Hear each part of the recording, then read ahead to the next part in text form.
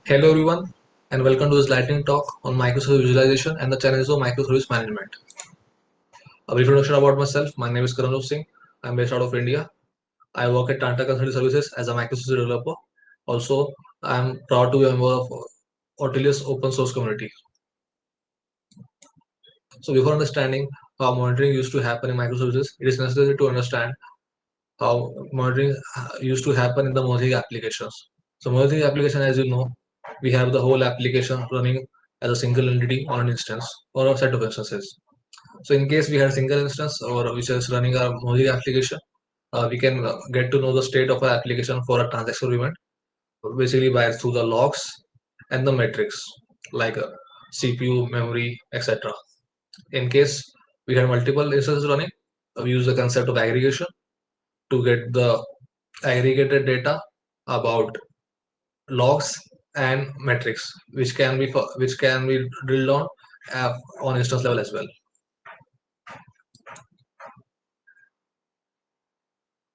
Now coming to monitoring microservices, as you know, microservices consist of multiple services which are running on multiple instances. In that case, we have a lot of moving parts, and apart from aggregating the logs and metrics, we need another thing of telemetry data, that is traces. So traces are basically the flow of a transaction among the services. So just as I mentioned, in order to make your system more observable, we need three forms or three types of telemetry data, that are logs, metrics, and traces. So for some time, the logs, metrics, and traces were analyzed by different tools, and we had to manually intervene and find some correlation between them for a particular event or transaction. And there was a need for tools where it can handle all those things, the logs, metrics, and traces, as well as uh, correlate the transaction with it. So it would save the time on the developer end, and that's how things have moved from specific solutions to generic solutions. Now we have a lot of generic tools which are basically taking all your telemetry data, logs, metrics, and traces together and analyzing them and helping you make your systems more observable. But the issue is that you have lots of vendors and companies which are having different tools, having different data format, and you definitely don't want to fall into a trap of vendor locking. So open telemetry was formed by the combination of open tracing and open sensors. And open telemetry aims to provide a set of APKs and SDKs which are language specific but help in the creation and management of telemetry data. And the main aim is vendor agnostic implementation. And some popular projects that Open Directory currently includes are Jaeger and Prometheus. Now looking at a higher overview of the components of OpenTelemetry and what each component basically does. So we have the language specific API and SDKs with which we use to instrument our code. And then we have an exporter which you can configure to export the telemetry data to the backend of our choice. Then we have a collector which is optional and it can run in two modes, either as a standalone process or as a sidecar or agent in your application. And what collector does is takes care of the high throughput, high scalability for your data and also allows the possibility of sending your data to multiple vendors.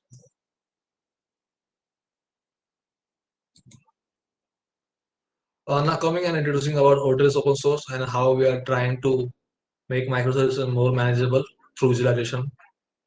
So Otis is currently an incubating project under the CD Foundation, which is a foundation under the Linux Foundation. And Nautilus aims to make adoption of microservice more simpler. It's a microservice management platform that helps to track and version of microservices, know about the dependency about and the relationship among the services to get a blast to know the blast radius and what is the impact of a service on other particular services and applications. And we aim to provide a proactive view of your microservice architecture as it changes over the time.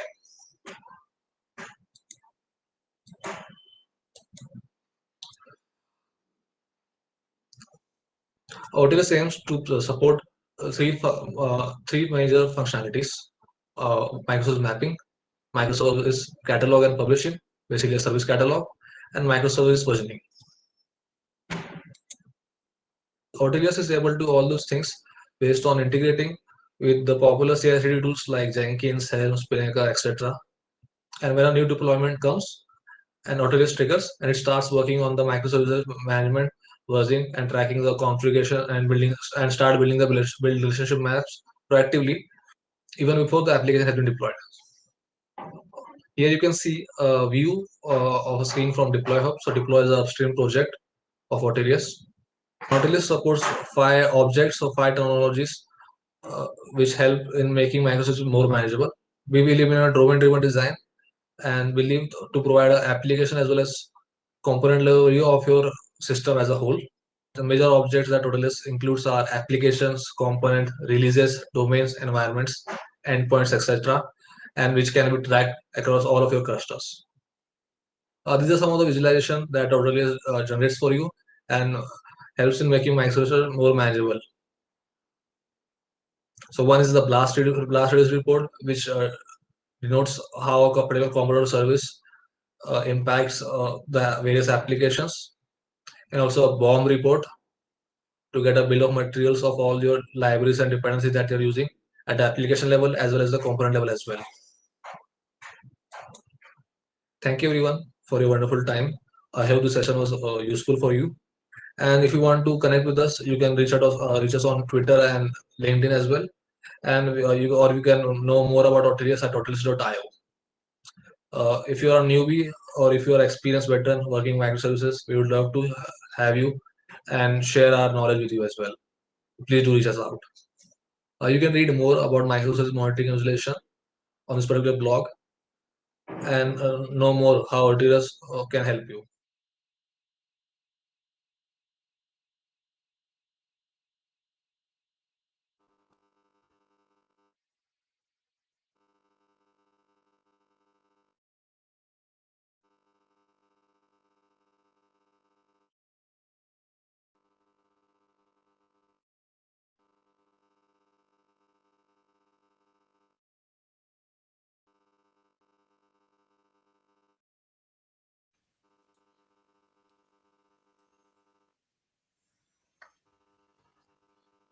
I don't think we can hear you.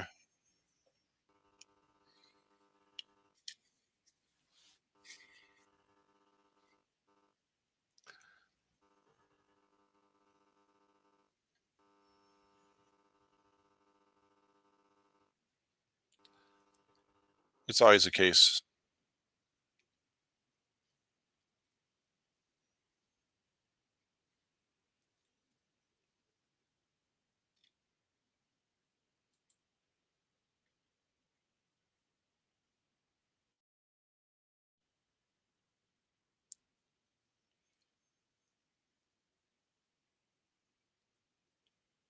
We'll see if Karam can join back in with some audio here.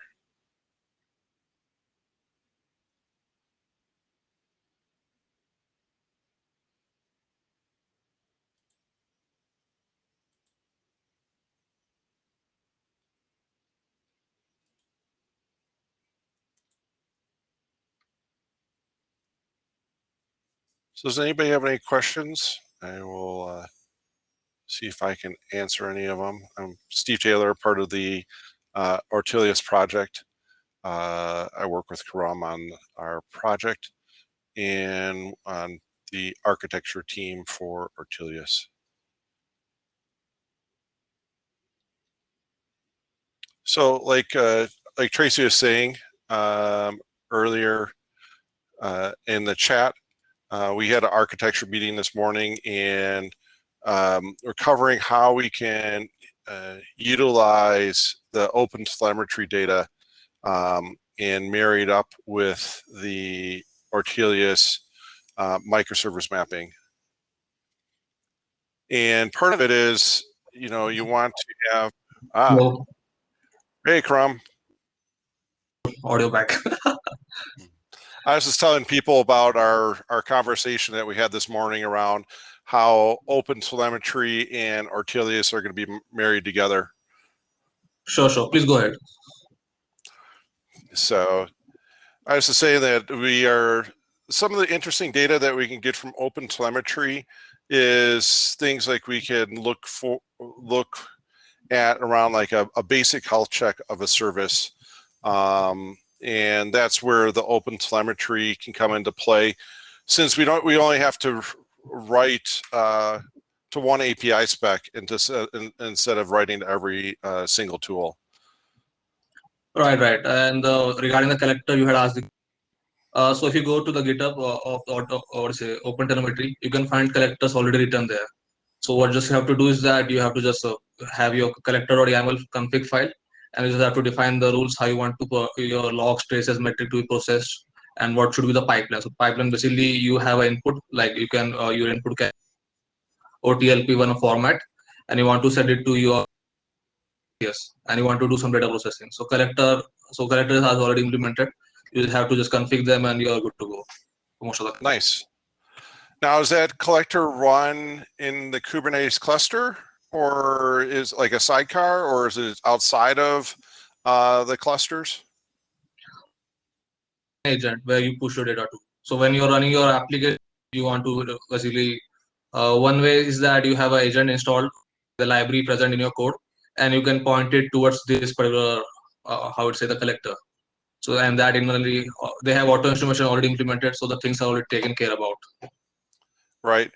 Now, do you have to change your code to use OpenTelemetry, or will it look at things that are already occurring in the Kubernetes world, like the transactions or the service mesh? So that's the beautiful thing. Like, so one good way is that you just have to include the dependency in your code, and you're good to go. So if you want more control over that, you can definitely get starting with the trace and span. So trace is basically for every transaction we get a trace created, and span is what you can say a sub part of trace. Like each service that is interacting gets a span of time, something like that. So, but they have already instrumented the very what is it, a long number of what is it, popular languages like we have Java, we have Go. So auto instrumentation libraries are already written. So you just have to add them, and you're ready to go. So you don't have to worry about all these niche details. Nice. Well, it looks like the moderator is asking us to wrap up. So why don't you give us some parting words? Sure. So one question, like last question that I will answer, like Tracy asked regarding visualization, observability. And so one thing that I found, like while studying about monitoring and observability, so these words get thrown about what is around the same similar. So getting confused them is a tough job, and having a concrete definition is getting more what is philosophical when you get to understand them. So monitoring, I would say, is a way to define. You know what you